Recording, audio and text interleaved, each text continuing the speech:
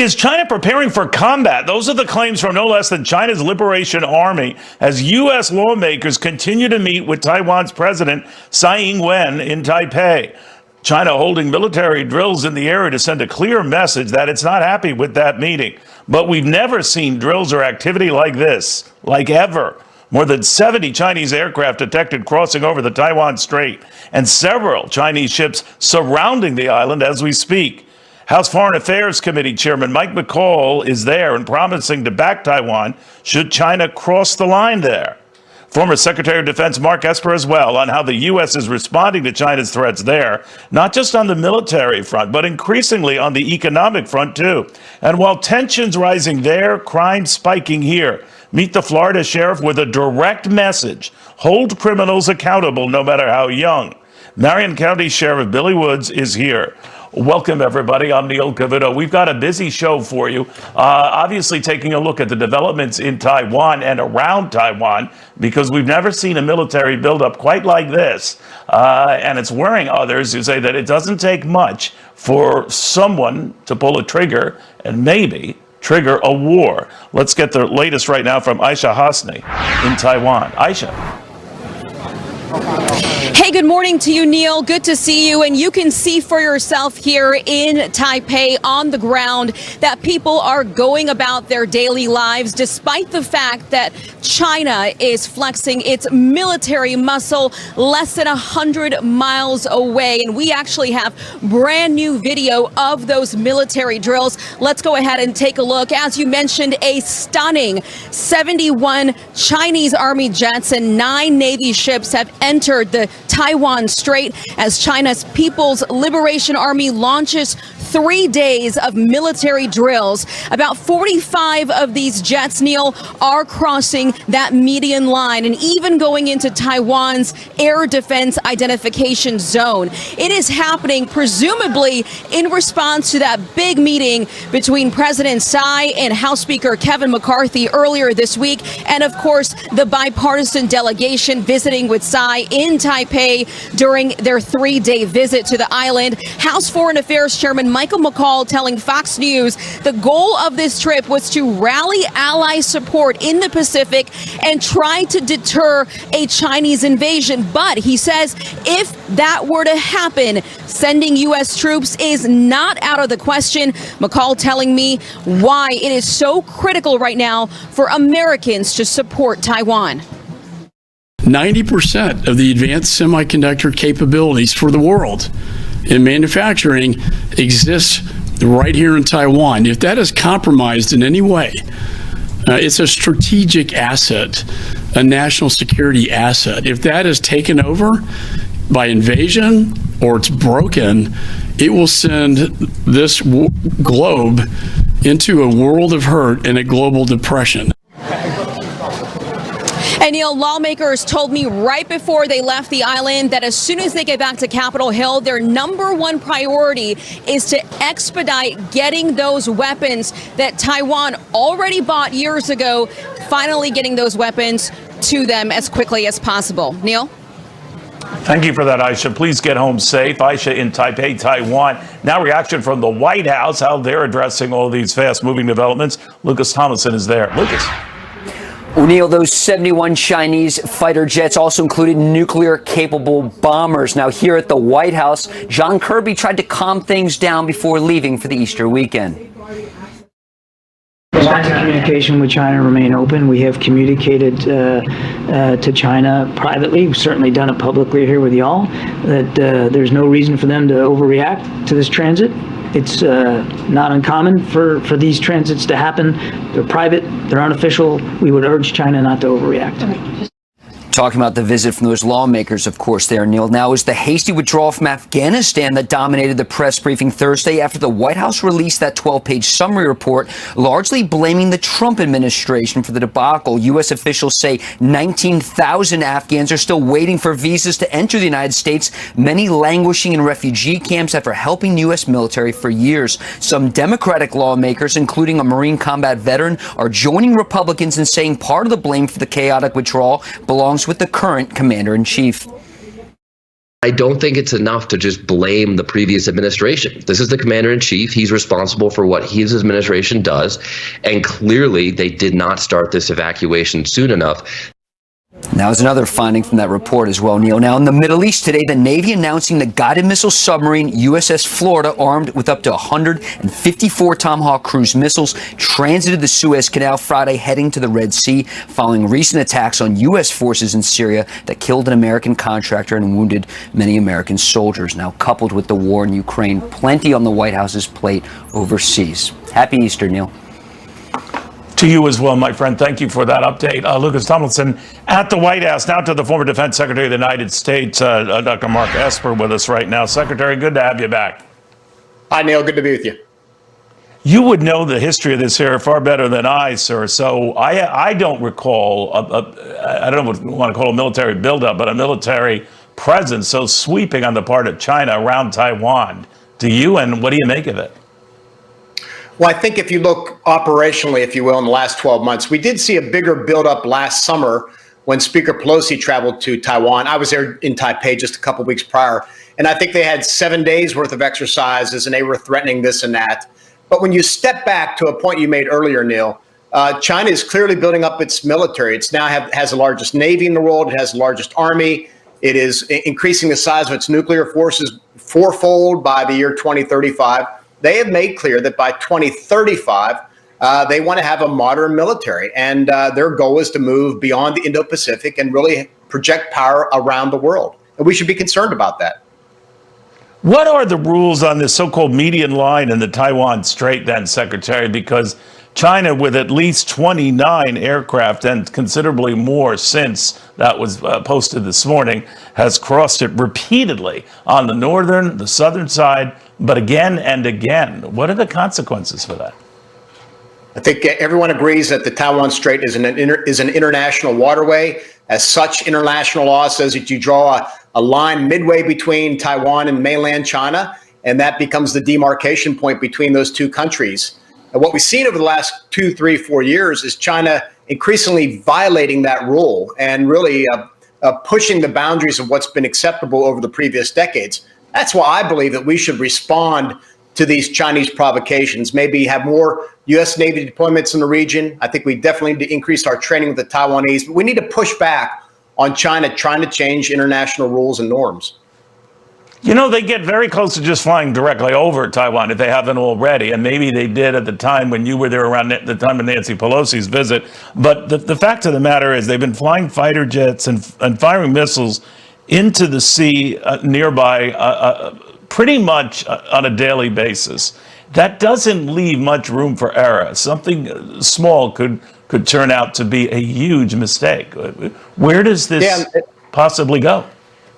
And last year they made a strategic mistake last summer when they fired missiles that actually hit into Japan's exclusive economic zone. Right. And I think that was it was another straw that prompted Tokyo to make some bold decisions last year and say that they were going to double their defense budget in 5 years, and they were going to take on offensive strike capabilities, aligning far more closely with the United States. And by the way, Tokyo also recognized that the Chinese assault on Taiwan would affect our own security. So it's good to see more of our allies in the region recognizing the importance, the singular importance of Taiwan and the criticality of all of us, the Western nations, pushing back against this autocracy run by the Chinese Communist Party. And if you think about it, Secretary, you and I chatted about this earlier, this idea of a rival currency that China is trying to shepherd together, working with countries like Saudi Arabia and Iran and Russia, even the so-called BRIC countries with Brazil. There's a move afoot right now to take the dollar out of being the sort of global reserve currency. Now, a lot of people here then say, well, what's the big deal? Why is that a big deal? Well, it would be a very big deal if somehow the RMB was to replace, which would never happen, or at least be a substitute, an alternative for the dollar, because then you would have so many of the world's transactions would happen through the RMB. It would limit our ability to sanction countries economically, financially, if you will. But look, it's never going to happen because nobody trusts the Bank of China. Nobody trusts the Chinese Communist Party to not manipulate their currency, not to play games with it. And so you can't have full faith and confidence in it. I mean, look, in the past year, 2 years alone, what Xi Jinping has done to his economy He's pretty much decimated the tech sector, trying to reimpose state control. So all those things should give investors no faith or confidence little faith or confidence in the Chinese economy, let alone their treasury. I have no doubt you're right about that for the time being, but money talks, and China's been spreading a lot of money around in the Middle East and trying to, shepherd, a peace agreement, not a peace agreement as much as ease a hostility agreement between Iran and Saudi Arabia. It's been pouring money into Africa and South America as well. All in an attempt, it would seem, not only to curry favor and poke a stick in the U.S.'s eye, but also maybe to get support for this rival currency, even a basket of currencies. Should we worry about the progress they're making? Well, yeah, we certainly should. I mean, they've had this Belt and Road Initiative for several years, which is all about currying goodwill with countries around the world, particularly in Africa and Latin America, which should really concern us. Their aim is to have access to strategic materials like nickel and lithium and other things. And of course, they want to build ports and bases overseas.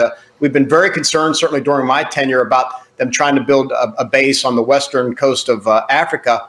But look, you're hitting on another point. They do throw money around. We often call it debt diplomacy because it ends up hurting the countries. And just this year, the Chinese have increased their diplomacy budget by 12%, double-digit increase. So it tells you they're going to continue to push along this pillar of diplomatic outreach using the RMB as a tool to get their way. Before we move on, I do want to address the fact that China's already announced sanctions against the Reagan Presidential Library, other organizations it says are not befitting hosting events that are anti-China.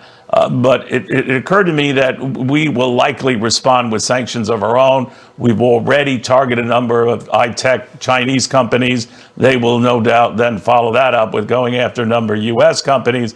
Are we preparing the American people for the likelihood, if this escalates, things are going to get a lot more expensive? The goods they're used to buying, because it seems like everything's from China, will be hard to find and a lot pricier to buy. Well, it never hurts in this context to increase the strategic talk about the threats we face from China. The director of the FBI has told us he's opening up an espionage investigation every 12 hours. We know that China is pushing its own propaganda here in the United States, particularly through our academic institutions. And so, look, on one hand, I think the administration's been weak in terms of supporting our own defense budget. This year, they put forward a 3.2% increase, and yet inflation's above 5%. But on the other hand, they've done a pretty good job continuing what we began in the previous administration of sanctioning Chinese companies and trying to gain some strategic autonomy, like was mentioned earlier on with regard to semiconductors and things like that. So we need to continue along this course and educate the American people. But the American people have to be prepared that if we cut ties or drastically cut imports from China, things are going to get a lot pricier here. Is it worth that struggle? It will. Look, I think when I talk about strategic decoupling economically, I'm talking about really high-end items. Now, look, if they want to sell us rubber doggy bones and shirts and sweaters, that's fine. But I think American companies are finally realizing it too. The good news is the American people typically poll very highly opposed to the Chinese Communist Party. I think we've long recognized what they're up to. But you're right, there is an economic cost to this, and that's just something we're going to have to, bite down hard on and accept. Yeah, the reality of that is something that's going to have to be well telegraphed and well planned and prepared. We'll see what happens. Secretary, I hope you have a wonderful weekend, a good Easter. Stay safe. Thank you. Thanks, Neil. Happy Easter to you too. All right, the former Defense Secretary of the United States, Mark Esper. In the meantime, from a spike in, military concerns overseas, a spike in crime in the United States, the latest on that San Francisco entrepreneur's death, and what went down in Florida, tragically involving kids. And the people behind it, kids. Gangs don't go to church on Sunday and then preach the gospel for the next 6 days. They're gangs because they commit crimes. All right, you heard about the killing of that Cash App creator, Bob Lee. We're going to get into that in a second in San Francisco. But there was another dangerous crime attack a little more than 24 hours after that. And the person who received it was a former city fire commissioner right now who is still in the hospital after being attacked with a crowbar not too far outside his own home, which really wasn't that far from where this Cash App creator himself was knifed and killed earlier this past week. Let's get the latest on how that investigation is going with Claudia Cowan. Claudia. And Neil, it's just heartbreaking to see how Bob Lee spent the final moments of his life early Tuesday morning desperately trying to get help. Surveillance footage obtained by the Daily Mail shows the prominent tech executive right after he had been repeatedly stabbed in the chest, staggering along the sidewalk, bleeding, trying to flag down a driver or doorman to no avail. Reportedly, a kitchen knife with a 4-inch blade was found in a nearby parking lot, but police have not confirmed if that was the murder weapon and have been tight-lipped about the case. This investigation is still in the early stages. Because of this, we are not commenting on evidence, nor will we speculate on the circumstances surrounding this horrific crime. Some of Lee's friends have launched a Change.org petition to seek justice for Bob Lee and make San Francisco safe again. The petition calls on city leaders to take stronger action against violent offenders and to improve public safety. Lee had recently moved to Miami. His friends say he didn't feel safe living in San Francisco anymore. He called it, quote, a cesspool. But he had to come back last Friday for a business meeting, and then he extended his trip to see friends. His murder has drawn attention to a rise in violent crime, including 4 stabbings in 4 days, even in nicer parts of San Francisco like Rincon Hill, where Lee was attacked. At a community meeting Thursday night about public safety, Police Chief Bill Scott said there have been good developments in this case, and he hinted an arrest could come soon, while the mayor and district attorney are promising to hold those responsible fully accountable. Neil? Thank you for that, Claudia. In the meantime here, it's not just on the West Coast, on the East Coast, and of course in Florida, the killing of those 3 teens. We're told now that a teenager and a 12-year-old were indeed arrested on that triple homicide in Central Florida. And the sheriff involved says, regardless of their age, there is no lightening up on the potential punishment. The fact is, society fails it.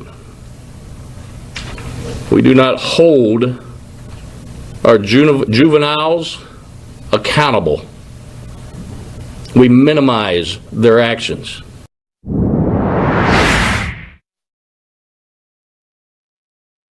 Investigation going now. Good morning, Neil. Thanks for having me. Well, we're getting closer and closer to the conclusion.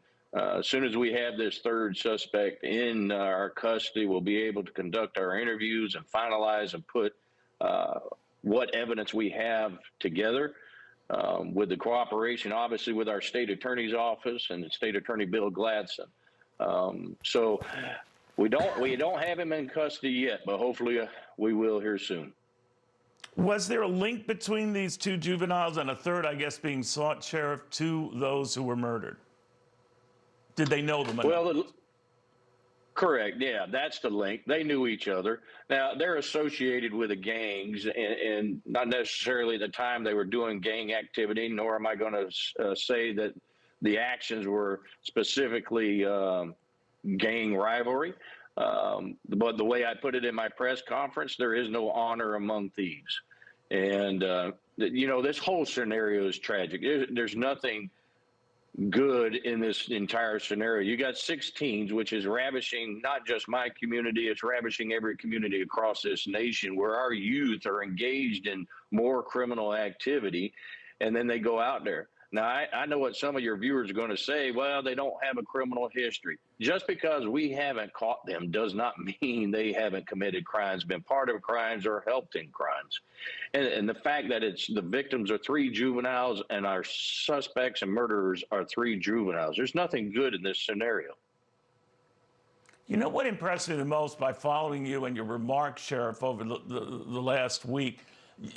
How blunt you are, but you don't leave any room for doubt. And stepping back and looking at it, starkly and simply, when you referred to these individuals and no honor among thieves, you went on to say, at some point, these three individuals turned on our three victims and murdered them. And I thought the simplicity of that and the powerful impact of that hit a lot of people. He's right. We're talking about, oh, they're underage and we got to be careful and don't do this and don't do that. But you looked at it, the reality of the moment, and indeed they were behind this. They murdered three young people. Well, Neil, one, I'm just a simple man. I look at things as simplistic as possible. I don't believe in being politically correct. I don't believe in holding back. I know my community expects the truth, and that's what I give them. I tell them exactly how it is. If people don't like me, I can live with it. I definitely can. And, you know, people think that we, like myself, are hard. We have hearts. I have kids, and I understand in these scenarios. But the fact is we dance around the real issues.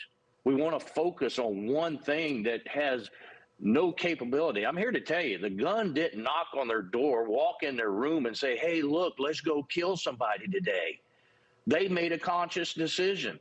And the failure here is the fact that we do not get to the root cause. Family, our schools, and even ourselves out here in society.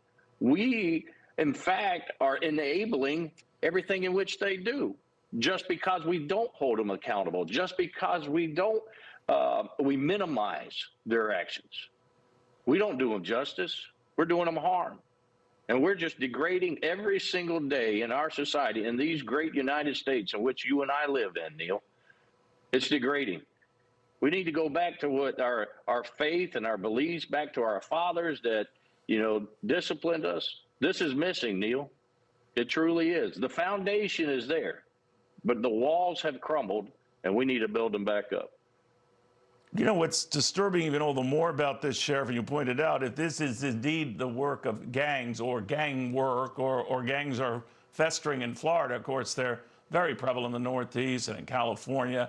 You don't hear too much about it in Florida, but it's a problem, and you're worried about it, aren't you? Absolutely I am.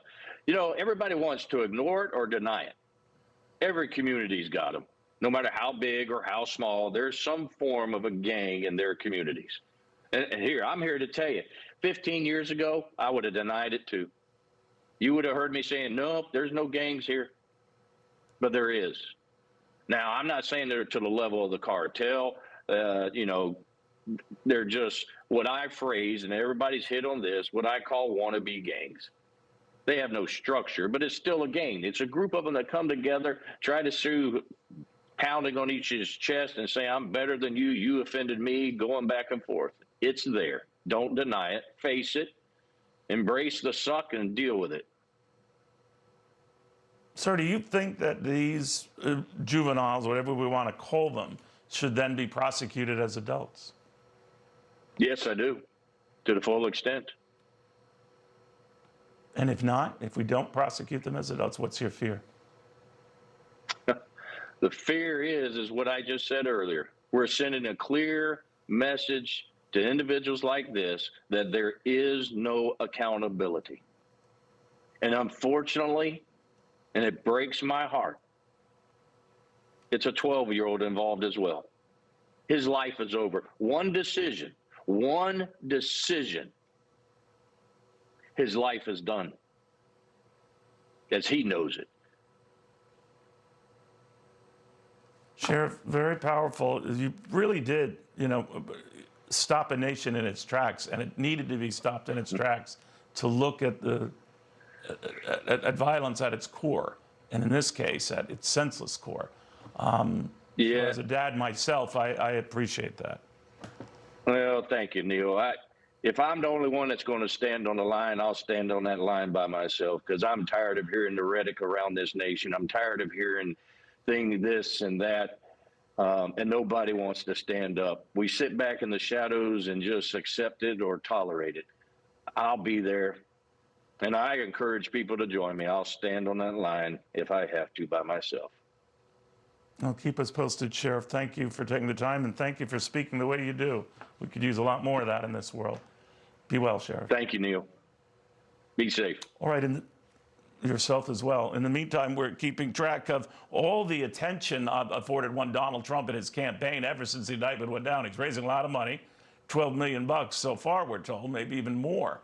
But he's not the only one. After this.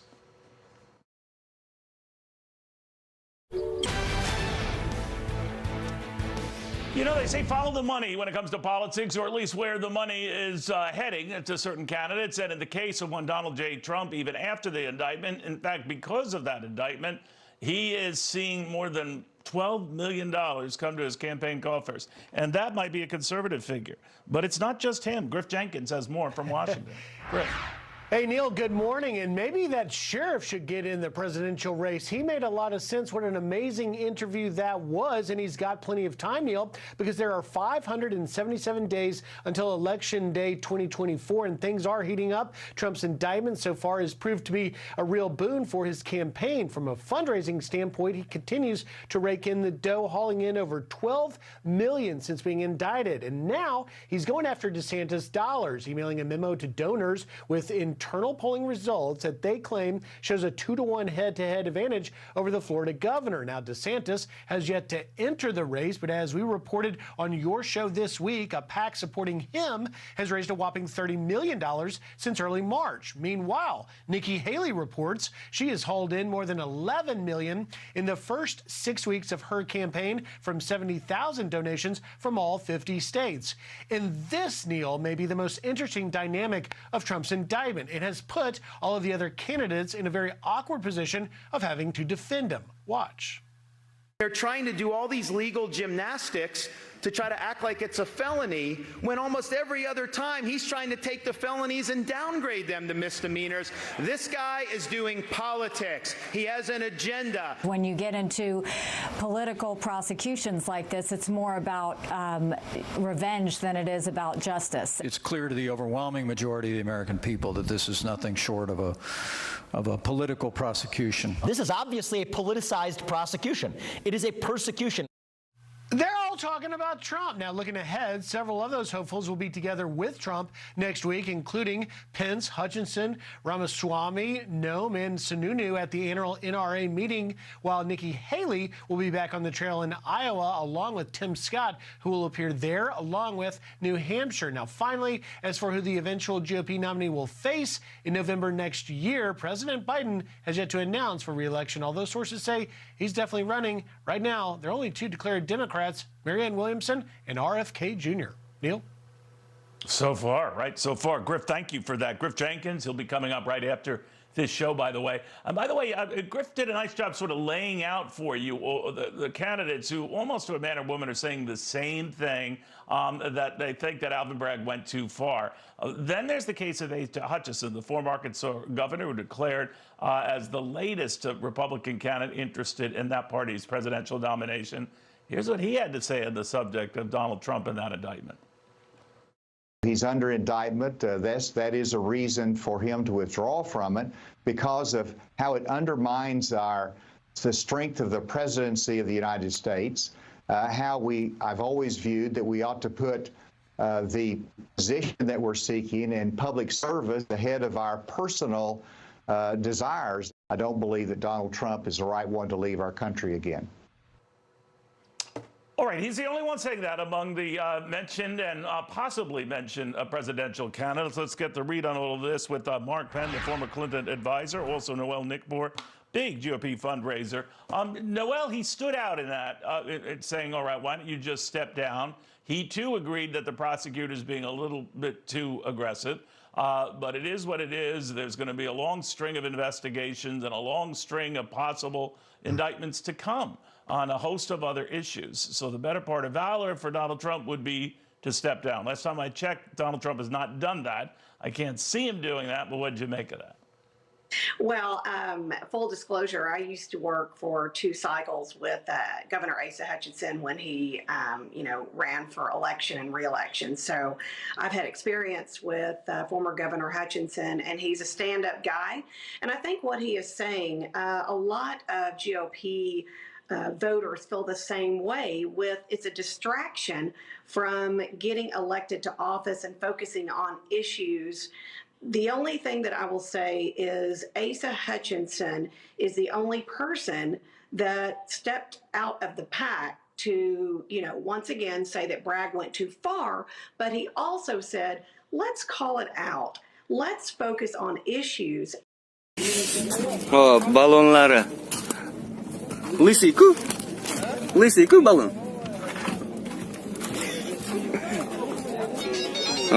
Zapaska bor, gaz balon qo'yilmagan.